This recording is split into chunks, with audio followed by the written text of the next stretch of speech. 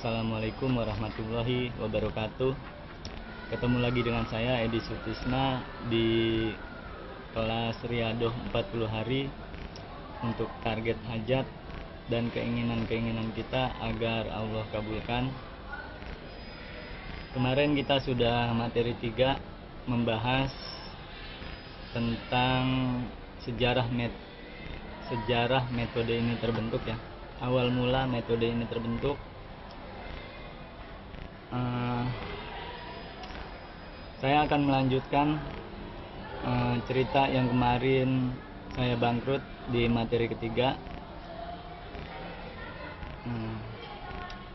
Dari kejadian-kejadian ini saya jatuh bangkrut, menikah, umroh, minta anak perempuan, beli mobil, beli tanah, menyembuhkan penyakit total. Itu cikal bakal metode Riyadhah ini terbentuk ya. Awal pertama kali ialah ketika saya bangkrut, saya tidak tahu harus berbuat apa ya. Saya tidak tahu harus berbuat apa. Dan di sini saya menemukan metode ya. Menemukan metode yang mungkin teman-teman bisa pakai. Salah satunya cara agar doa kita dikabul oleh Allah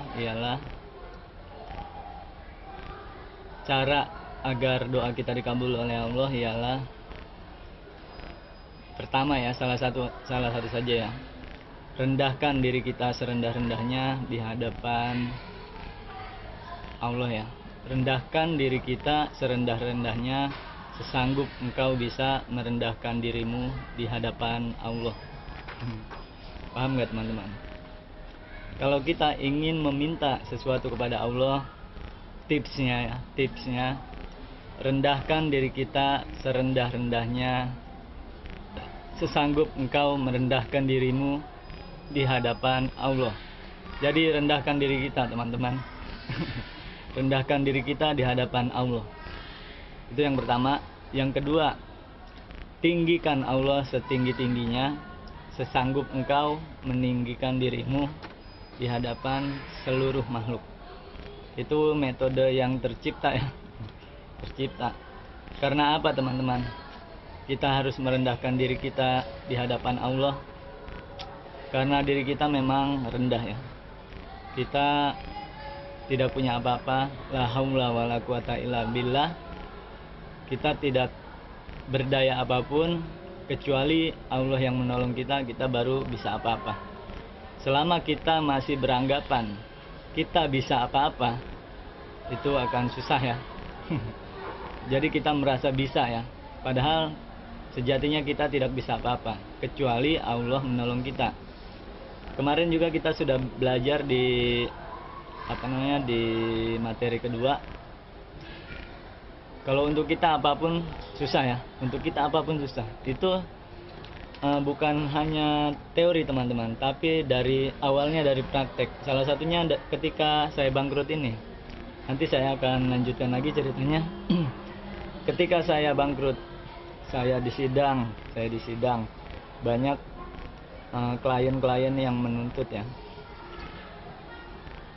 Klien yang menuntut itu saya disidang, klien marah-marah.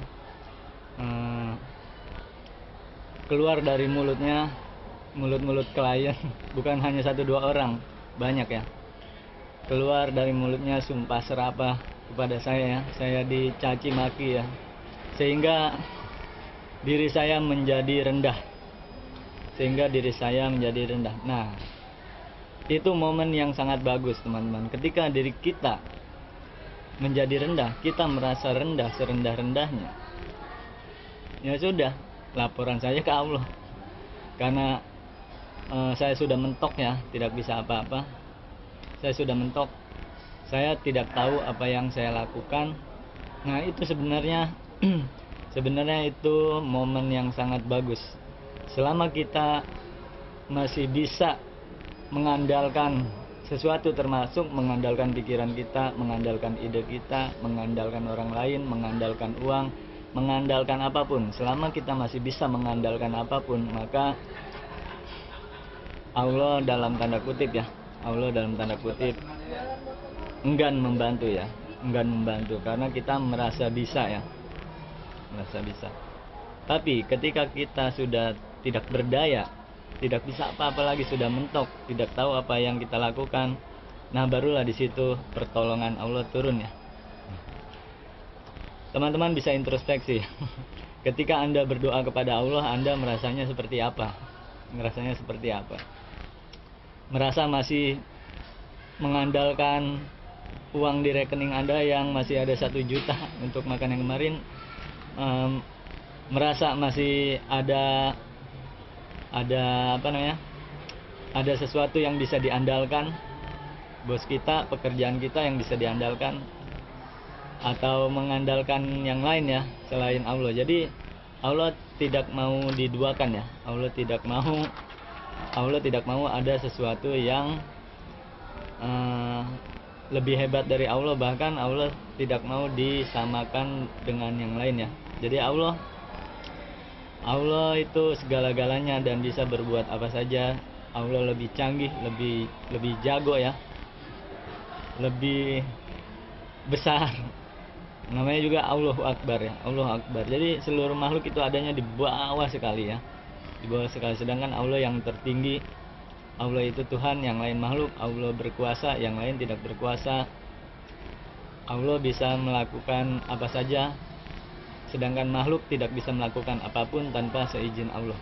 Nah itulah momen yang bagus untuk berdoa. Jadi kita hanya mengandalkan Allah saja satu-satunya, yang lain tidak. Jadi teman-teman jangan sampai Allah memepet ya, jangan sampai Allah mengkondisikan seperti orang yang tidak mempunyai apapun dengan membangkrutkan saya ya, membangkrutkan saya yang kemarin ya. Saya bangkrut, Allah itu sudah memposisikan saya tidak berdaya sama sekali. Jadi jangan sampai kita bangkrut dulu baru kita hanya mengandalkan Allah satu-satunya ya. Jangan sampai seperti itu. Walaupun kita punya uang banyak, tetap kita harus mengandalkan Allah. Walaupun kita masih punya pekerjaan yang gajinya 100 juta, tetap kita masih harus wajib mengandalkan Allah ya. Makanya tips and triknya untuk berdoa kepada Allah, rendahkan diri kita serendah-rendahnya di hadapan Allah ya. Bahkan lebih dari itu ya, hinakan ya, hinakan diri kita sehina-hinanya. Semakin kita merasa hina di hadapan Allah, nah disitulah Allah nanti akan turun tangan ya. Sewaktu kita merasa mentok, sewaktu kita merasa tidak bisa apa-apa, tidak berdaya apa-apa, barulah di situ pertolongan Allah turun. Selama kita masih bisa apa-apa, dalam tanda kutip ya, memang ada 1-2 yang kita merasa kaya raya, kita merasa punya, atau kita masih punya andalan yang lain, Allah masih mengabulkan. Tapi yang Allah mau bukan seperti itu. Yang Allah mau kita hina di hadapan Allah. Jadi hinakanlah diri kita sehina-hinanya di hadapan Allah ya. Kalau di hadapan makhluk kita tidak perlu menghina-hina diri kita ya.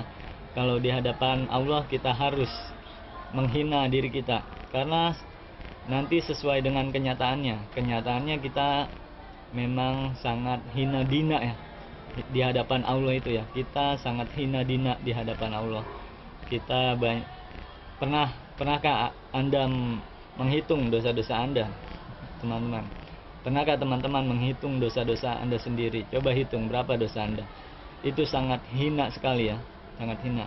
Itu aslinya begitu. Aslinya begitu. Selama kita masih merasa mulia, susah pertolongan Allah muncul. Selama kita masih punya sesuatu ya selain Allah, susah pertolongan itu muncul. Jadi saya dikondisikan oleh Allah dalam keadaan bangkrut, sehingga saya menjadi hina ya, dengan karena langsung ya, langsung yang dirasakan itu benar-benar terjadi, benar-benar hina, tidak bisa apa-apa, sudah mentok. Dan saya mau kemana lagi kalau bukan ke Allah untuk meminta ya. Maka disitulah nanti pertolongan Allah muncul. Jadi ketika saya jatuh bangkrut, ini saya akan melanjutkan cerita yang kemarin.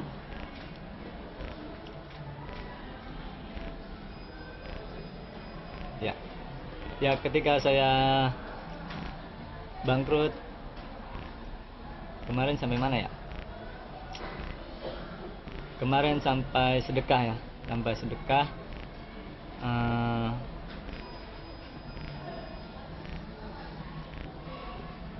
Sampai kemarin sampai sedekah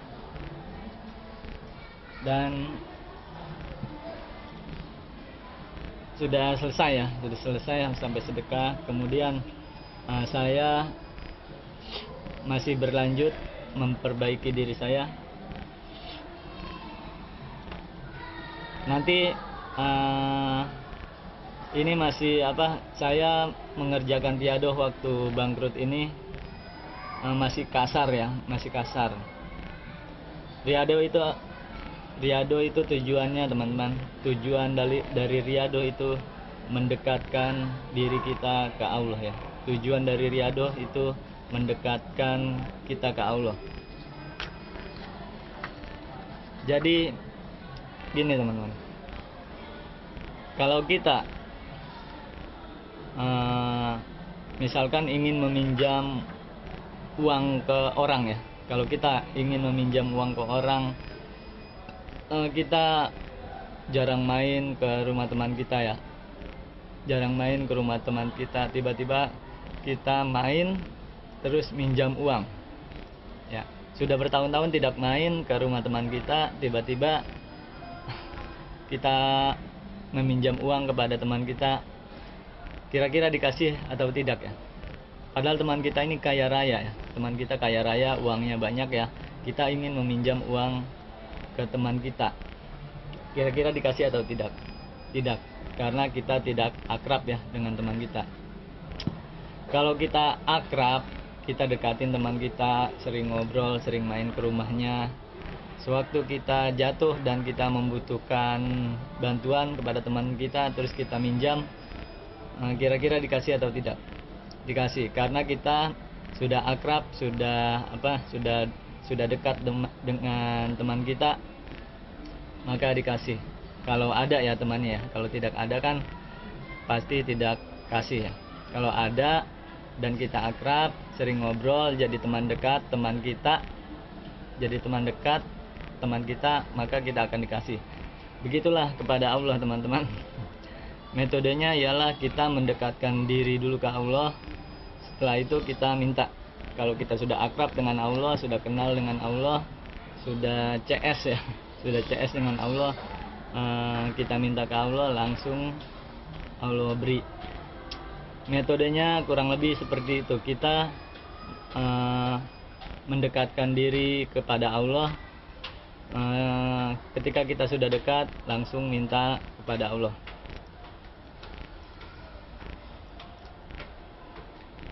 Karena yang saya lakukan begitu, saya tidak mencari solusi waktu itu teman-teman. Saya bangkrut, biasanya orang-orang yang lain, mungkin salah satunya teman-teman ya, teman-teman Anda juga, kalau misalkan kekurangan uang atau hutangnya banyak, pasti larinya ke orang pinjam hutang ya. Waktu saya bangkrut, saya collab dan punya hutang. Walaupun saya tidak berniat hutang, tapi Allah yang memaksa saya ya, Allah yang memaksa saya untuk berhutang ya, karena uang perusahaan dibawa kabur, mau tidak mau itu menjadi hutang nantinya, karena proyek yang berjalan harus diselesaikan, tidak ada dananya, maka menjadi hutang buat saya. Biasanya kita dalam kondisi yang seperti ini, yang pertama kali dipikirkan pasti mencari hutang lagi ya, mencari uang untuk bisa menyelesaikan itu semua, berhutang. Tapi kalau saya tidak, teman-teman. Saya langsung bertobat ya, bertobat kepada Allah, dan saya introspeksi kepada diri saya, apa yang salah maka saya perbaiki itu, tidak mencari hutang. Yang saya pikirkan ialah buat saya susah, tapi buat Allah mudah. Makanya saya kejar habis-habisan Allah. Saya kejar habis-habisan Allah. Biar apa? Biar Allah mau menolong saya ya, untuk melunasi hutang-hutang. Harapan saya itu yang terbesar, harapan saya, ya Allah, saya tidak bisa apa-apa, tidak mungkin juga saya mencari makhluk ya, mencari hutang, apalagi mencari uang. Sebagian besar teman-teman gitu kan, kalau collab pasti yang dicari uang ya, bekerja lebih keras 2 kali lipat ya. Kalau saya tidak ya, waktu itu tidak, saya mencari Allah. Justru malah saya dari kebangkrutan itu tercipta buku ya, saya malah menulis buku. Waktu bangkrut saya malah menulis buku.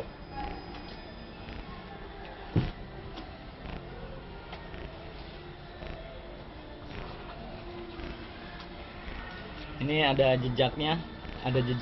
Ini saya waktu bangkrut, justru saya menghasilkan buku. Itu buat saya ajaib ya. Bukunya tidak hanya 1-2 tapi banyak ini. Ada mungkin sekitar 5 ya, 5 buku saya. 5 buku, dan lembarannya juga sekitar, satu buku itu 300 lembar. Judulnya ini.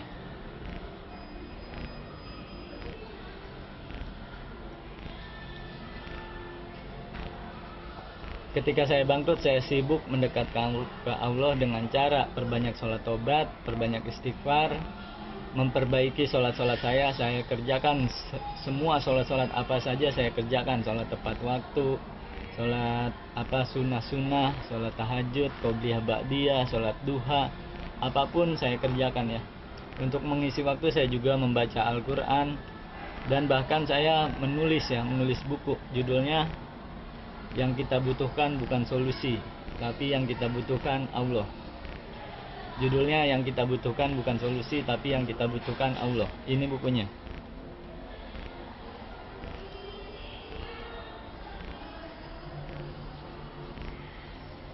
Ini juga ada bukunya ada.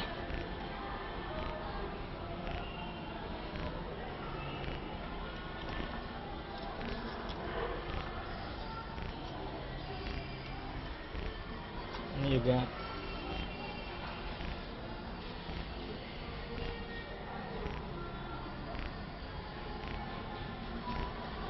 jadi saya tidak memikirkan solusi, karena solusi itu tidak saya butuhkan. Yang saya butuhkan Allah. Sewaktu bangkrut saya tidak membutuhkan solusi, tapi yang saya butuhkan Allah. Maka terciptalah buku yang berjudul Yang Kita Butuhkan Bukan Solusi, tapi yang kita butuhkan Allah. Kenapa bisa begitu? Karena solusi itu pasti dari manusia ya, dari pemikiran manusia itu kemungkinan banyak salahnya. Jadi saya tidak memikirkan solusi, tidak memikirkan bagaimana caranya mencari uang agar hutang-hutang saya lunas. Tapi yang saya cari ialah Allah. Supaya apa? Supaya Allah yang memberikan solusi, bukan saya. Karena saya sudah memposisikan diri saya hina, mentok, tidak bisa berbuat apa-apa, tidak berdaya. Dan saya pun itu tidak sadar ya, saya sudah mempraktekkan la haula wala quwata illa billah. Saya sudah mempraktekkan saya itu tidak berdaya, tidak punya kekuatan, tidak punya apa-apa, kecuali Allah yang menolong saya, baru saya punya kekuatan. Itu secara tidak sadar ya. Waktu itu saya tidak sadar, saya sudah mempraktekkan itu. Saya tidak ada kekuatan, saya tidak punya apa-apa, kecuali Allah yang menolong. Jadi yang saya cari ialah Allah. Ini cikal bakal riadoh yang nantinya saya susun ke depan ya. Yaitu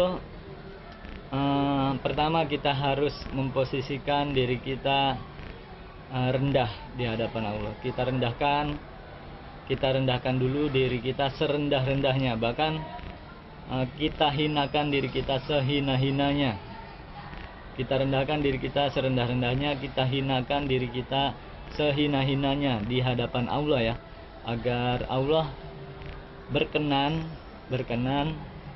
mengabulkan doa-doa kita. Kita sama sekali tidak bisa memaksa Allah, makanya kita jangan mengangkat kepala di hadapan Allah, karena Allah tidak bisa dipaksa. Tapi kita bisa memohon kepada Allah. Kita bisa memohon kepada Allah agar Allah berkenan, agar Allah menyelesaikan seluruh persoalan-persoalan yang saya alami. Maka saya rendahkan diri saya hinakan diri saya, yang memang waktu itu gampang ya. Waktu itu gampang, saya memang sudah rendah waktu itu karena sudah dicaci maki sama orang. Sebenarnya caci makian orang itu penting ya, tapi Anda tidak sadar saja ya, Anda tidak sadar. Caci maki orang, penghinaan orang kepada kita sebenarnya penting, agar kita tahu siapa diri kita sebenarnya, agar kita tahu kita ini rendah, agar tahu kita ini hina. Setelah kita rendah, setelah kita hina, baru kita larinya ke Allah ya. Ya Allah, saya hina, saya rendah, maka saya kembali kepadamu untuk meminta pertolonganmu ya. Kalau teman-teman melihat kisah-kisah Nabi dan Rasul juga begitu ya. Waktu Nabi Musa ya, Nabi Musa sudah mentok ya, sementok-mentoknya. Baru Allah menginspirasikan kepada dia untuk memukulkan tongkatnya ya. Kemudian laut terbelah. Sama sekali jangan memikirkan solusi, tapi yang kita pikirkan ialah Allah ya. Yang kita pikirkan dan yang kita cari ialah Allah. Dan saya jatuh bangkrut tidak sampai sebulan, mungkin ya, karena saya juga waktu itu tidak menghitung ya. Perkiraan sebulan lebih sedikit atau di bawah 40 hari semuanya sudah selesai ya. Semuanya sudah selesai, urusan kebangkrutan saya sudah selesai. Semuanya Allah lunaskan.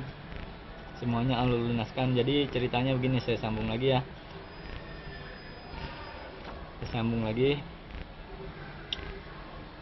Saya ingin mengurutkan secara detail. Saya mikirnya gimana ini ya. Yang terakhir saya sedekah ya. Nah, setelah saya mencari referensi buku-buku sedekah yang kemarin di materi 3 sudah saya jelaskan. Nah, langsung saat itu juga ya, ketika ilmu yang saya miliki sudah kuat, seketika itu juga saya sedekah habis-habisan ya. Berapapun uang yang saya punya waktu itu, karena saya sudah mempunyai ilmunya, referensi tentang sedekah, dan sedekah ini mengajarkan untuk supaya orang menjadi kaya. Allah akan membalas 2 kali lipat, minimal 10 kali lipat. Ada dalil yang 10 kali lipat, ada yang 70 kali lipat, ada yang 700 kali lipat, ada yang tak terhingga. Jadi saya termotivasi dengan ilmu ya, dengan dalil itu ya. Langsung berapapun uang yang saya miliki saya sedekahkan.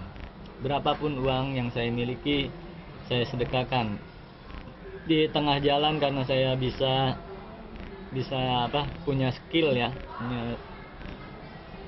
punya skill memperbaiki komputer dan laptop. Banyak ada beberapa orang yang minta servis komputer, saya dikasih ongkosnya, dikasih ongkosnya. Sesudah saya benar nih dia bayar, saya sedekahkan. Pokoknya berapapun uang yang masuk di kantong saya sedekahkan 100% waktu itu ya, karena saya ingin saking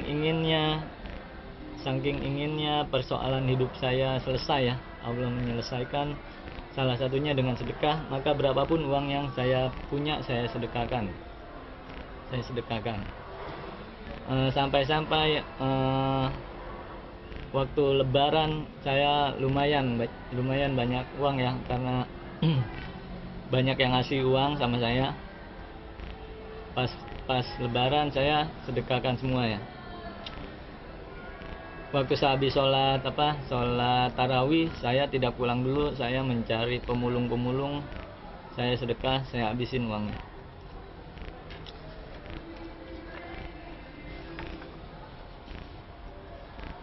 Dan kemudian yang kemarin saya kan ketemu permasalahan utamanya di sholat, terus saya mendalami tentang sholat ya. Saya mendalami tentang sholat, bagaimana sholat yang baik, dan ternyata setelah kita meninggal, yang pertama kali dihisap ialah sholatnya. Kalau kita meninggal, yang pertama kali dihisap sama Allah itu sholatnya. Kalau sholat kita baik, maka seluruh amalan yang lain Allah anggap baik semuanya. Kalau sholat kita buruk, maka amalan-amalan yang lain diperiksa sama Allah, buruk atau baiknya. Ini baik apa enggak atau tidak, ini buruk atau tidak, diperiksa semuanya. Jadi yang paling pertama Allah tanya, Allah hisap itu sholatnya. Kalau sholatnya baik, amalan-amalan yang lain membaca Al-Quran, berbuat baik kepada orang tua, berbuat baik kepada teman, tetangga, terus apalagi sedekah, yang lain-lain, seluruh amalannya tidak Allah periksa lagi ya. Karena sholat kita sudah baik, Allah menganggap seluruh amalan yang lain baik ya. Karena inna sholata tanha anil fasai wal munkar. Sesungguhnya sholat itu bisa mencegah perbuatan keji dan munkar. Jadi kalau sholatnya baik, Allah sudah pukul rata ya. Allah anggap seluruh amalan yang lain baik karena sudah terjaga dengan sholat itu ya. Sesungguhnya sholat itu bisa mencegah perbuatan keji dan munkar. Dan saya langsung terkaget-kaget ya. Pantes, kata saya, pantes sholat saya jelek. Dan ada juga dalam Al-Quran ya, celakalah bagi orang yang sholat, yaitu yang sholatnya lalai. Pantes saya celaka. Ternyata benar sholat saya buruk. Dan saya cari tahu ya, cari referensi sholat yang baik itu seperti apa teman-teman. Sholat yang baik itu sholat yang tepat waktu ya. Sholat yang baik itu sholat yang tepat waktu. Dan bagi laki-laki, sholat yang baik itu sholat tepat waktu berjamaah di masjid, ada 3. Jadi buat laki-laki itu wajib sholat tepat waktu pertama, sholat kedua berjamaah, yang ketiga di masjid. Jadi saya perbaiki itu, saya wajib sholat tepat waktu berjamaah di masjid. Kalau untuk yang perempuan, sholat tepat waktu tidak berjamaah pun tidak apa-apa. Yang paling baik itu di rumah, bukan di masjid. Justru buat perempuan itu lebih besar nilai pahalanya, lebih Allah sukai itu yang sholat di rumah.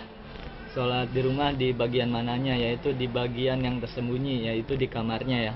Di kamarnya buat perempuan. Jadi yang pertama, sholat yang baik itu, sholat yang bagus itu sholat yang tepat waktu. Ini untuk laki-laki dan perempuan sama, wajib sholat tepat waktu. Apalagi ketika Anda mempunyai hajat atau persoalan-persoalan yang harus diselesaikan ya, kita sudah mentok minta ke Allah supaya Allah menyelesaikan persoalan kita, maka wajib sholat tepat waktu. Tapi untuk yang laki-laki tidak hanya tepat waktu, wajib berjamaah dan di masjid ya. Saya perbaiki itu. Kemudian saya perbanyak sholat hajat, sholat taubat. Saya perbanyak sholat taubat karena saya merasa diri saya banyak dosanya, jadi saya perbanyak sholat taubat. Nanti saya akan terangkan secara detail ya, sholat taubat itu bagaimana, sholat hajat itu bagaimana, sholat duha itu bagaimana, sholat tahajud itu bagaimana. Nanti di Riyadhah saya terangkan. Tapi ini saya mau menjelaskan dulu asal mula metode ini terbentuk. Jadi ilmunya seperti itu ya. Ilmunya seperti itu, kita harus merendahkan diri kita di hadapan Allah, menghinakan diri kita di hadapan Allah pertama. Yang kedua, perbaiki sholatnya. Yang ketiga, perbanyak taubat kepada Allah agar dosa-dosa kita diampuni sama Allah. Yang kedua, balas kejelekan-kejelekan kita yang sudah kita lakukan dengan amal soleh yang lain ya. Amal soleh apa saja bebas ya, termasuk berbuat baik kepada orang lain, berzikir juga bisa. Pokoknya amal soleh apapun bisa menghapus kejelekan kita di masa lalu. Saya tidak kabur ya waktu itu. Biasanya kan orang kalau dalam posisi yang seperti ini kabur, ngilang gitu aja ya. Saya harus berani menghadapi ini. Dan saya pikir ada Allah. Saya harus tenang, jangan takut, harus berani karena ada Allah. Saya yakin Allah pasti menolong saya. Kemudian saya memperbanyak sedekah ya, karena dalam nasihat yang kemarin ya, saya disuruh banyak sedekah. Kemudian berapapun uang yang saya dapatkan, saya sedekahkan, mau 5.000, mau 100.000, mau 1 juta, saya sedekahkan semuanya. Saking ingin cepatnya ya, saking pengen cepat-cepat keluar dari permasalahan hidup ini, saya sedekahkan. Karena itu solusi buat saya ya, dari Allah ya. Karena yang saya cari bukan solusi, tapi yang saya cari Allah. Saya mendekat ke Allah, akhirnya Allah menginspirasikan kepada saya solusi itu. Dan bahkan banyak keajaiban. Oh iya, di sini nanti akan ada banyak keajaiban ya. Yang pertama, yang kemarin saya sedekah 5.000, langsung dapat buku yang harganya 50.000. Dan yang kedua, ini menurut saya ajaib juga ya, saya malah menulis buku sekitar 5 buku ya, sekitar 5 buku saya menulis. Dan ini nantinya buku ini cikal bakal yang kemarin ya, saya berdoa hanya tidur doang, hanya tidur saja dapat duit. Ini dari buku ini ya. Allah yang menginspirasikan semua teman-teman. Dan Anda kalau saya bercerita tentang keajaiban, Anda jangan targetnya untuk supaya keajaiban ini datang kepada saya. Jangan seperti itu teman-teman, karena saya tidak berpikiran seperti itu ya. Saya tidak berpikiran saya sholat supaya keajaiban ini datang kepada saya. Jangan seperti itu teman-teman. Target kita ialah mendekat kepada Allah dan memohon kepada Allah. Target kita sebenarnya, target yang utama ingin dekat kepada Allah ya. Seluruh amalan apapun yang kita lakukan, target utamanya agar kita dekat dengan Allah ya. Setelah itu kita sambil berdoa kepada Allah, berharap hanya kepada Allah. Bagaimana cara Allah menolong kita, itu suka-suka Allah ya. Kita jangan menghayal ya, jangan menghayal. Jadi kita jangan seperti ini, wah nanti Allah mendatangkan orang yang banyak duit terus membayarkan hutang-hutang saya. Jangan berpikiran seperti itu terserah Allah saja. Yang penting masalah hutang saya itu lunas, caranya terserah Allah. Jadi kalau Allah ingin mengabulkan doa kita, maka Allah 1 juta cara ya, yang itu tidak akan terpikirkan oleh kita ya. Kalau kita masih memikirkan caranya Allah bagaimana, tidak akan terpikirkan, dan itu salah. Jadi kemarin nanti banyak keajaiban, tapi Anda jangan targetnya untuk keajaiban ya, tapi untuk mendekatkan diri kepada Allah. Jadi kalau kita targetnya supaya keajaiban ini datang kepada kita, itu nanti salah dan malah tidak akan datang. Jadi terserah, keajaiban mau datang silakan, tidak datang pun tidak apa-apa. Yang penting saya dekat sama Allah, agar Allah mau menyelesaikan persoalan saya maupun hajat-hajat saya, doa-doa kita ya, doa kita. Paham gak teman-teman? Saya kalau berbicara tidak diulang-ulang, takutnya teman-teman tidak paham dan banyak yang terlewat. Tapi sebagian teman-teman yang lain mengeluh ya kalau saya mengulang-ulang perkataan, mengeluh. Tapi kalau saya tidak mengulang-ulang, banyak yang terlewat, nanti Anda tidak paham ya. Jadi terima saja lah ya materi ini ya, apa adanya ya. Terima saja. Dan saya tidak mencari solusi, tapi mencari Allah dengan memperbanyak sholat taubat, sholat hajat, dan amalan-amalan yang lain termasuk sedekah. Di tengah perjalanan, teman-teman, di tengah perjalanan saya ditelepon ya. Saya lagi sehabis sholat saya ditelepon. Ini waktu itu zamannya telepon ya, tidak ada Facebook atau WhatsApp, tidak ada ya. Waktu itu zamannya telepon dan SMS, telepon handphonenya juga belum Android, tidak ada Android. Saya ditelepon, ini siapa nih, kata saya. Ini saya pejabat ini mas. Saya ditelepon sama pejabat, teman-teman. Nah, pejabatnya ini pejabat terkenal ya. Kalau saya sebutkan teman-teman pasti kenal, tapi saya tidak mau menyebutkan ya. Sekarang zamannya sensitif di internet, takutnya kenapa-napa. Jadi saya ditelepon sama pejabat, terus saya tidak percaya. Masa sih ini pejabat ini? Iya, datang ke sini mas, katanya. Saya disuruh datang ke Taman Mini ya, waktu itu ya, ke Taman Mini. Saya disuruh datang sama pejabat ke Taman Mini. Akhirnya saya pergi naik motor ya ke Taman Mini. Terus saya lihat, wah bener, ada pejabat ini, pejabatnya ini bener. Waktu itu lagi ada acara ya, ada acara di Taman Mini. Saya disuruh datang sama pejabat. Terus saya datang, ternyata bener pejabatnya. Saya juga kaget ya, kok bisa tahu ya pejabat ini ya. Terus saya tanya, bapak kenal dari mana nomor handphone saya? Ternyata teman-teman, dulu 3 tahun atau 4 tahun lalu saya pernah ngelamar jadi guru di sekolah SMK ya, sekolah SMK. Ternyata sekolah ini yang punya itu pejabat yang ini ya, pejabat yang sekarang. Jadi dia taunya dari lamaran pekerjaan biodatanya yang sudah saya kirimkan 3 atau 4 tahun yang lalu ya.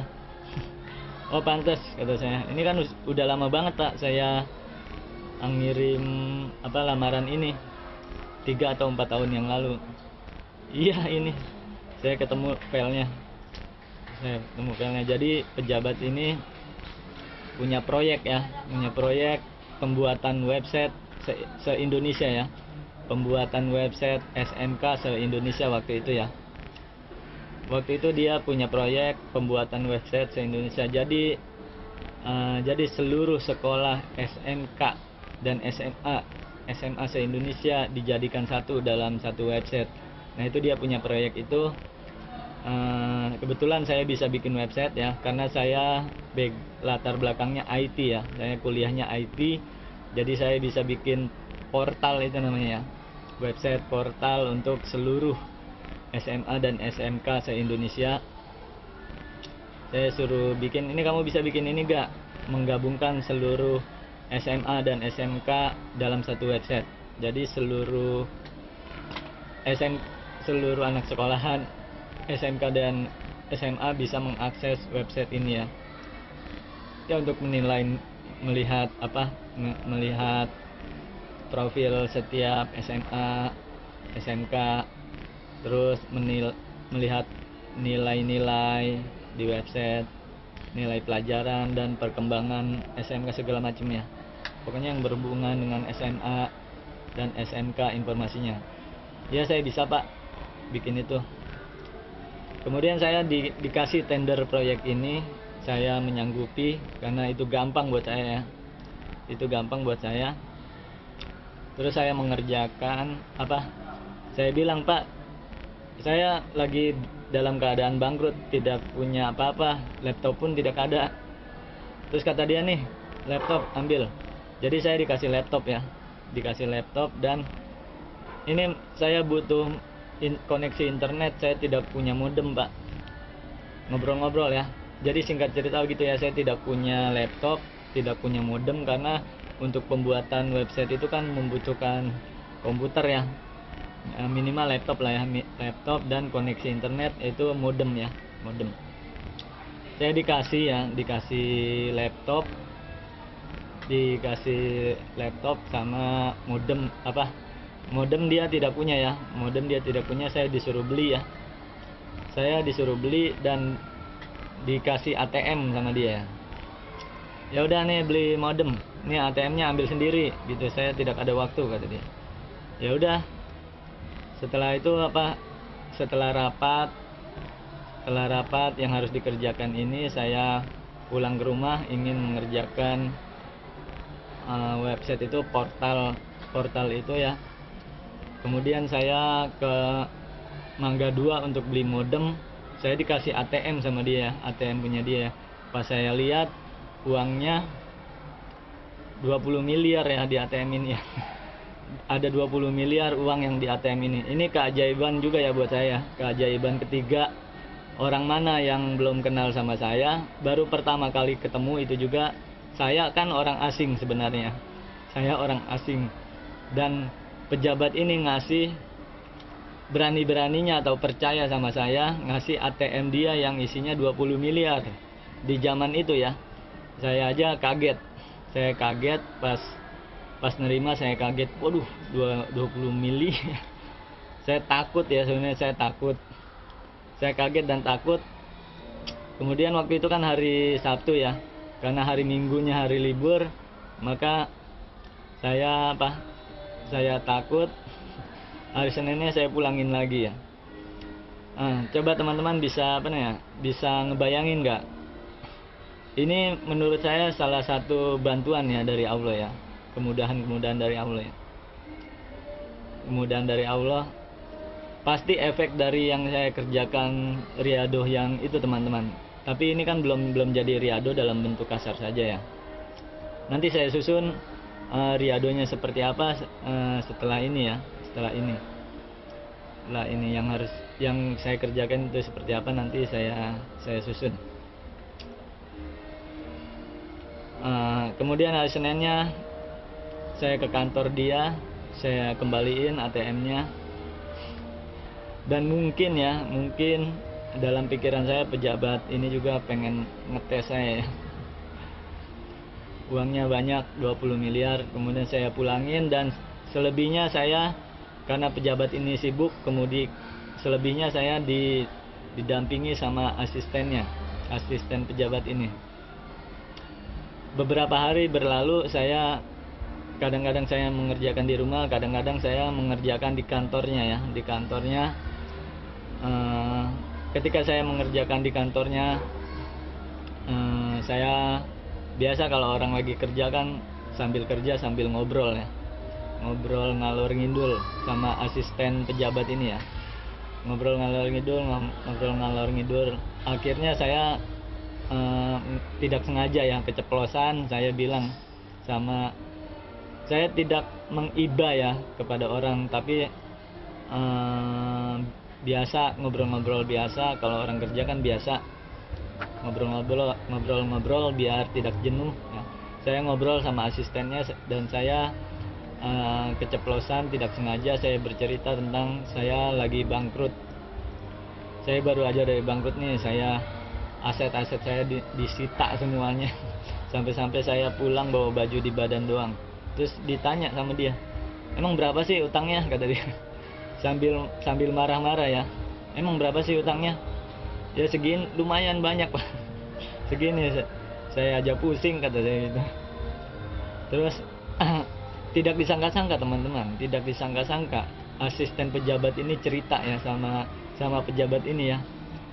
Aduh, saya jadi merinding teman-teman.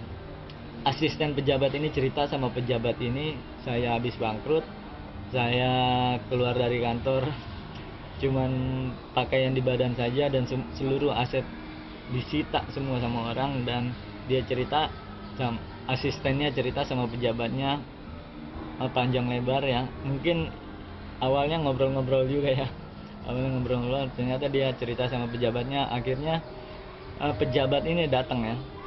Pejabat ini datang sama saya, berapa sih utangnya, katanya. Sambil emosi ya. Ya udah, nih asisten saya yang ngurus semuanya, katanya, sampai tuntas, katanya. Subhanallah, kata saya langsung nangis, teman-teman. Yang bener nih Pak, kata saya. yang bener nih Pak, kata saya langsung nangis, jadi-jadinya langsung saya sujud syukur.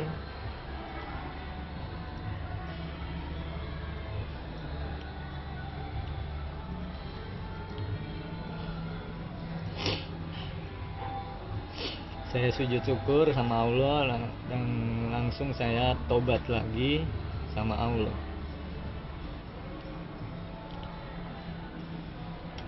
Saya berterima kasih sama Allah dan saya nggak tahu lagi ya waktu itu mau ngomong apa, yang bisa cuma nangis. Dan seluruh hutang-hutang saya diselesaikan sama pejabat ini melalui asisten pejabatnya. Jadi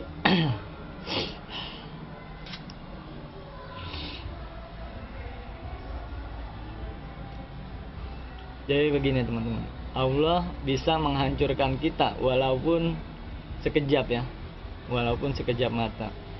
Allah pun bisa menaikkan kita lagi dengan sekejap ya. Allah bisa menghancurkan kita dengan sekejap walaupun Allah bisa menghancurkan kita walaupun hanya dengan sekejap. Allah pun bisa menyelesaikan persoalan-persoalan kita walaupun hanya dengan sekejap mata. Bisa ya, bisa, dan sudah saya rasakan benar-benar. Berbeda ya teori cerita yang saya ceritakan dengan kenyataan yang saya alami. Yang dirasakan itu berbeda ya, jauh berbeda. Kalau teman-teman bisa merasakan ini, luar biasa ya, luar biasa. Hanya dalam satu waktu ya, satu hari,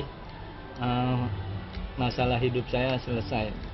Dan itu dari awal saya bangkrut sampai akhir, mungkin sebulan lebih sedikit ya, tidak sampai 40 hari Allah menyelesaikan seluruh persoalan saya.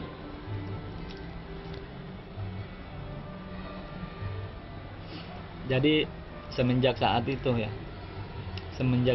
saya dapat ilmu ya, ilmu dari kehidupan,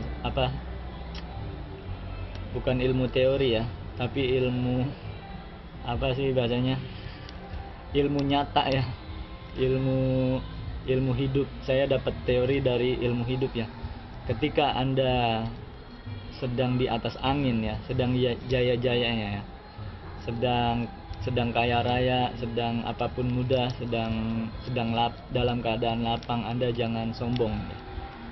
Itu ilmunya. Karena pertama, apapun yang Anda punya saat ini, perusahaan yang Anda punya, uang yang Anda punya, anak-anak yang soleh, istri yang setia, yang itu semua atas karunia Allah ya, semua. Apapun yang Anda punya itu atas karunia Allah. Bukan berarti Anda berusaha terus Anda mendapatkannya, bukan. Seluruhnya total atas karunia Allah. Rumah yang Anda punya, gelas yang Anda punya, piring yang Anda punya, sendok yang Anda punya, kasur yang Anda punya, uang yang Anda punya, seluruhnya itu karunia Allah. Kita tidak bisa apa-apa ya. Dan itu yang pertama. Yang kedua, jangan sombong ya, jangan belagu, karena Allah mudah mengambil itu semua dalam sekejap mata ya. Allah mudah mengambil itu semua dalam sekejap mata. Itu yang pertama. Yang kedua, ketika Anda bangkrut, ketika Anda jatuh, ketika Anda dalam kesusahan, Anda jangan berkecil hati ya. Allah pun mudah menyelesaikan persoalan-persoalan hidup Anda hanya dalam sekejap mata ya. Allah menghancurkannya mudah, mengembalikan lagi seperti semula pun mudah, bahkan lebih dari yang sebelumnya itu mudah. Jadi bagi Allah itu sangat-sangat mudah sekali, dan bagi kita itu sulit. Itu yang kemarin saya ceritain di materi kedua. Bagi kita susah total, bagi Allah mudah total. Makanya kalau saya tidak menceritakan ini, teman-teman tidak bisa kenyataannya seperti apa sih, prakteknya itu seperti apa sih. Jadi mengawang-awang ya. Ketika Anda sudah tahu kejadiannya seperti ini, maka Anda akan pahamnya. Jadi Anda jangan sombong ketika dalam keadaan lapang, kemudian Anda jangan bersedih ketika dalam kondisi hancur ya, hancur.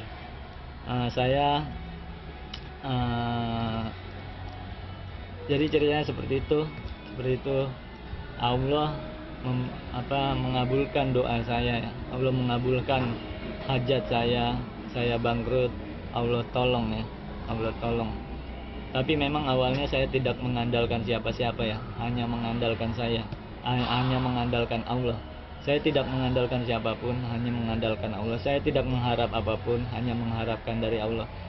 Dan itu cukup ya, bagi saya itu cukup. Mengandalkan Allah sangat amat cukup, tidak perlu mengandalkan yang lain. Biarlah Allah yang membantu ya, membantu persoalan hidup saya. Untuk caranya, bagaimana caranya Allah menolong saya tidak memikirkan sama sekali, tidak mikirin sama sekali. Yang saya lakukan ialah waktu itu targetnya saya ingin dekat dengan Allah, supaya Allah mengampuni dosa saya dan menyelesaikan persoalan hidup saya. Itu yang saya pikirkan. Selebihnya Allah mendatangkan seorang pejabat yang bisa yang kasihan sama saya, terus membayarkan hutang-hutang saya, hutang-hutang perusahaan, dan seketika itu juga lunas. Itu kan datangnya dari Allah yang menggerakkan ya, Allah yang menggerakkan. Dan saya tidak memikirkan keajaiban, tapi itu ajaib ya, itu ajaib. Tapi saya tidak memikirkan keajaiban, dan saya pun tidak mengharapkan keajaiban. Itu terserah Allah saja, mau ajaib mau tidak ajaib terserah. Yang penting Engkau ridho ya Allah. Dalam hati saya begitu ya. Mungkin sampai sini dulu ya, sampai sini dulu tentang kisah hidup saya pribadi. Ini kisah nyata yang saya alami, dan nanti itu cikal bakal riadoh ini terbentuk. Jadi teman-teman sudah dapat sedikit saja. Jadi bagaimana caranya Anda supaya ketika hidup Anda bangkrut, yaitu datang kepada Allah dengan cara bertobat, perbaiki sholat-sholatnya, lakukan seluruh sholat-sholat, berharapnya kepada Allah, dan terus berdoa kepada Allah. Yakinlah Allah pasti Maha Baik dan bisa mengabulkan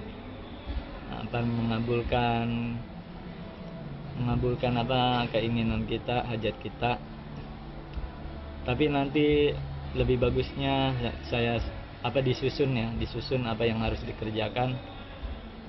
Nanti saya susun. Hari ini sekian dulu, semoga bermanfaat, semoga jadi ilmu, semoga ini menjadi pengalaman buat teman-teman semua. Wassalamualaikum warahmatullahi wabarakatuh. Bismillahirrahmanirrahim. Assalamualaikum warahmatullahi wabarakatuh. Mohon doa restunya, insya Allah di tempat ini akan dibangun rumah Quran, rumah tahfiz Quran, rumah yatim yang kita kelola di lokasi di Bogor. Mohon doa restunya kepada teman-teman. Alhamdulillah saat ini sudah dibangun mencapai 50%. Bagi teman-teman yang mau ikut serta berpartisipasi, silakan informasinya sebagai berikut. Mudah-mudahan kita semua bisa merawat anak-anak yatim, orang-orang jompo, dan duafa bersama-sama. Semoga ini semua menjadi bekal dan amal ibadah yang abadi untuk kita semua.